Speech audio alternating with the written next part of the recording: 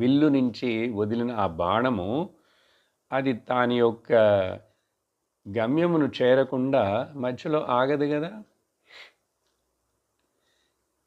ఉదాహరణ ఇట్లా ఇస్తే మనం అంటాం, ఎవరో వచ్చి పట్టుకున్నాడు, మరొక బాణం వచ్చి దాన్ని తాకింది, విరగ్గొట్టేసిందని ఆ పురాణాలలో, కథల్లో, కార్టూన్లో చూసినట్లు అట్లా అనుకోకూడదు. సహజంగా నార్మల్గా చెట్టు మీద ఉన్నటువంటి పండిన పండు అక్కడి నుంచి ఆ తొడిమిలో నుంచి విడిపోతే ఇంకా విడిపోయింది అంతే, అది కిందకి వచ్చి నేల మీద పడిపోతుంది కదా.